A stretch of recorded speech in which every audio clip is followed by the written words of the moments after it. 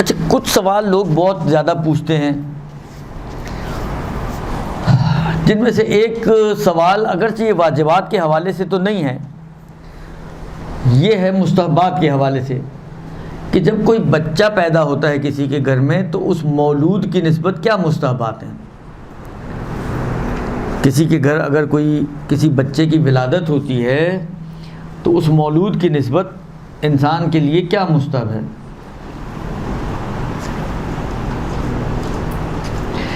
فرماتے ہیں کہ پہلی چیز جو مستحب بیان کی ہے انہوں نے، اچھا یہ ضروری نہیں کہ کوئی سیکوینس ہو ان میں، لیکن یہ کچھ چیزیں جو ہیں جو مستحب ہیں جو اس بچے کی نسبت آپ کو انجام دینی ہے۔ پہلی چیز فرماتے ہیں کہ وضع حمل کے بعد اس بچے کو غسل دینا یعنی نہلانا، مال امن من الضرر، جبکہ بعض اوقات ہوتا ہے کہ جی کمرے میں اے سی چل رہا ہے یا کوئی ایسی چیز ہے کہ بچے کو نقصان ہو جائے گا، تو اس صورت میں نہلانا مستحب نہیں ہے، بلکہ اس صورت میں نہلانا مستحب ہے کہ جب بچے کو ضرر کا خوف نہ ہو۔ یہ ایک۔ دائیں کان میں اذان اور بائیں کان میں اقامت دینا، فَإِنَّهُ اسمۃ من الشیطان الرجیم کما ورد فی الخبر، روایت میں آیا ہے کہ یہ دائیں کان میں اذان دینا اور بائیں کان میں اقامت دینا اس بچے کو شیطان الرجیم سے محفوظ رکھتا ہے۔ دو چیزیں ہو گئیں۔ تیسری چیز وہ جس کو آپ کہتے ہیں نا تالو اٹھانا، ماء فرات سے اور تربت حسین سے ان کو ملا کر اس کے تالو کو اٹھایا جائے۔ چوتھی چیز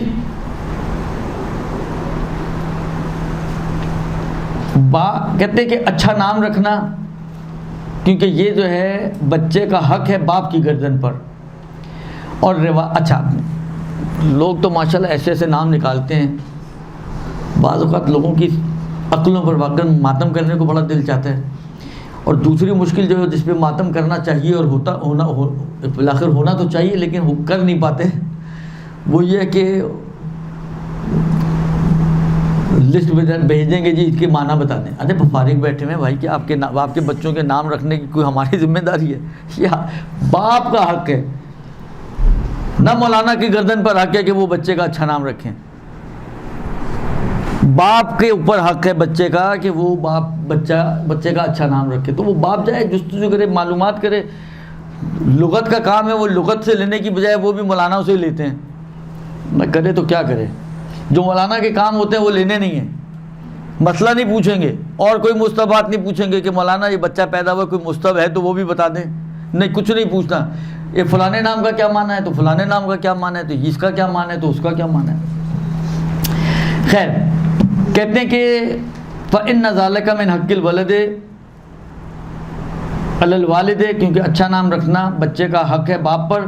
وَفِي الْخَبَرِ، روایت میں یوں آیا ہے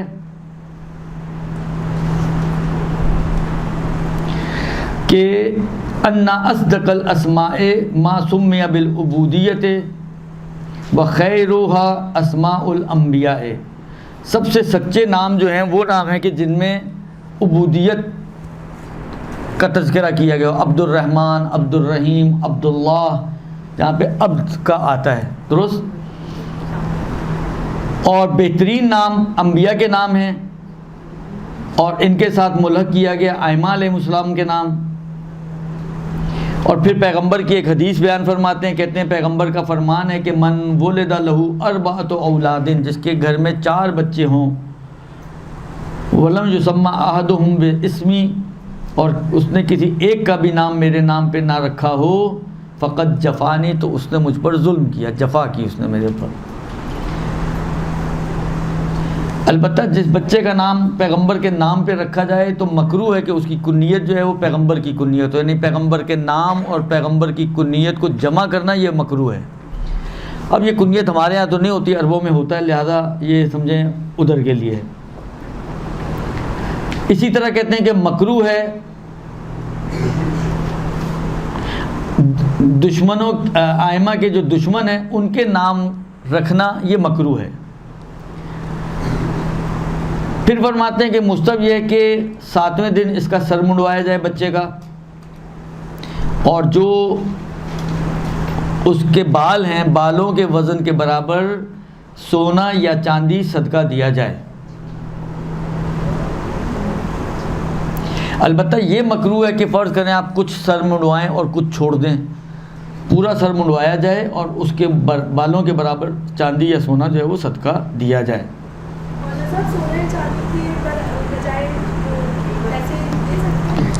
جب مجھے یاد پڑتا ہے ایک دفعہ میں نے پوچھا تھا تو انہوں نے کہا تھا دے سکتے ہیں، یاد مجھے ایسے آ رہا ہے کہ ایک دفعہ پوچھا تھا میں نے یہ کہ دیا جا سکتا ہے، تو ذہن میں تو میرے یہی ہے کہ ہاں دیا جا سکتا ہے.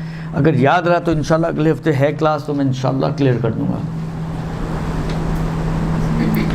خوب، یہ جناب علی ہو گیا ولادت کے حوالے سے بچے کے کچھ مستحبات. اسی طریقے سے 7ویں دن اگر لڑکا ہے تو ختنہ کرنا مستحب قرار دیا گیا ہے، اور بچے کی پیدائش پر وہ موارد جن میں ولیمہ مستحب ہے، ایک ظاہراً بچے کی ولادت ہے کہ ولادت کے موقع پہ ولیمہ کیا جائے، یعنی مومنین کو کھانا کھلایا جائے. اچھا، ایک اور مسئلہ ہے وہ یہ کہ بعض اوقات یہ ہوتا ہے کہ جی بچے کی ولادت مثلا ذی الحج میں ہی ہوئی ہے، آپ کو قربانی بھی کرنی ہے، تو قربانی اور عقیقہ ان کو مرج کیا جا سکتا ہے، یعنی ایک ہی جانور پر آپ قربانی کی بھی نیت کر لیں اور عقیقے بھی نیت کریں. کہتے ہیں مرج تو ہو سکتا ہے لیکن قربانی بھی اسی کی طرف سے ہونی چاہیے جس کی طرف سے عقیقہ ہو. یہ نہ ہو کہ قربانی کر رہے ہیں آپ ابا کی طرف سے، عقیقہ کر رہے ہیں بچے کا، یعنی دو الگ الگ کو مرج نہیں کر سکتے. ایک ہی کے لیے اگر دونوں کرنے مطلب قربانی بھی اسی کے نام پہ چڑھا دیں آپ، اسی کی طرف سے قربانی ہو جائے اور اسی کا عقیقہ بھی ہو جائے، تو یہ ہو سکتا ہے کہ ایک جانور میں ایک تیر میں دو شکار کر لیں آپ. تو پھر اس کے گوشت کا جو مسئلہ گوشت کو کھانے کا مسئلہ کہ آغا سیستانی کے حساب سے کوئی خاص مسئلہ نہیں ہے. عقیقے کا گوشت آغا سیستانی کے حساب سے میکسیمم مکروہ ہے، اس لیے سب کھا سکتے ہیں، کوئی ایشو نہیں ہے. تو قربانی کا بھی سب کھا سکتے ہیں، یہ بھی سب کھا سکتے ہیں، تو کوئی مشکل آغا سیستانی کے نظریے میں گوشت کھانے کے حوالے سے نہیں ہے. اگر ماں اور باپ اگر احتیاط کر لیں تو بہتر ہے، لیکن نہ بھی کریں تو چل سکتا ہے آغا سیستانی کے نظریے میں. یہ کچھ مستحبات ہیں جو بیان کیے گئے ہیں.